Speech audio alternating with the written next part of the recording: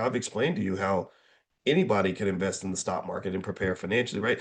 So I'm not, again, not judging that situation, right? It's not me looking at her and saying, "Oh, shame on you." I'm not doing that.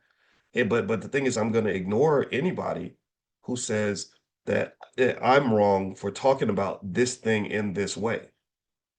One of the things that I believe in deeply is that we must be problem solvers. And so every situation is a signal from God in terms of telling you, like, look, this is your issue. This is your risk factor. Now, what are you going to do about it? Are you going to prepare for it and learn from it?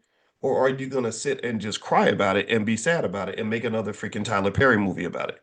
If you watch Tyler Perry's last movie, not my bone to pick with Tyler, but my wife and I watched that movie with that poor lady. All that lady was in the Burger King. That was Taraji P. Henson's character. If you saw, anybody see the Tyler Perry movie with Taraji that he made about the lady who lost her job and of course everything else bad happened, like every single horrible thing that can happen to a person happened all at once, and then suddenly she was like, I don't know, not robbing a bank, but she had a gun in a bank. And anything that involves you being in a bank holding a gun is not good for you, right? And the crazy thing about this movie that was really fascinating to me, which tells you everything you need to know about Black economic Stockholm syndrome, is that the crazy thing was that there was no healing, there was no resolution, there was literally no point where there was an epiphany. There was nothing learned from it. It was like, look at how horrible it is for Black people, and look at this poor lady suffer. And you're gonna love this movie and give us money because her trauma is gonna trigger something in you, and you're gonna be in there crying, which means that you're gonna be ready to buy another movie ticket after this one's done. But at the end of the movie, if I'm not mistaken, she rolled away in handcuffs.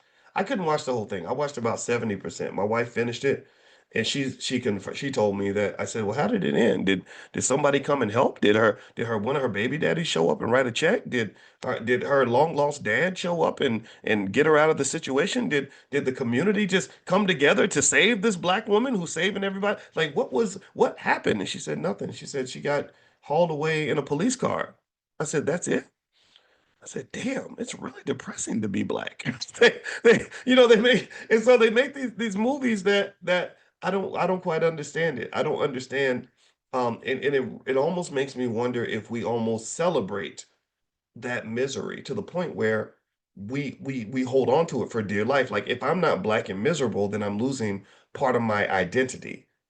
Do you understand? Like there's something about, for some of us, not this lady. I don't know this lady. I'm gonna put that to the side for now, but there's something about us where that Stockholm syndrome has led us to the point where we almost get offended if someone comes along and says, "Well, a two-parent household has a higher income than a one-parent household." Well, what are you trying to say? Are you attacking Black women for the? No, I'm just saying that thinking deeply about relationships will make a massive difference in terms of our ability to survive economically. Like, if I really sit back, I was sitting there at the table at the convention last night. I was talking to a young lady, 27 years old. And actually, I was talking to Dr. Lene Javette, who is one of the world's leading experts on Black female entrepreneurs. And so she's sitting over here. Across from me was Monet. Monet's 27. She was there with her mom. And Monet works with us too.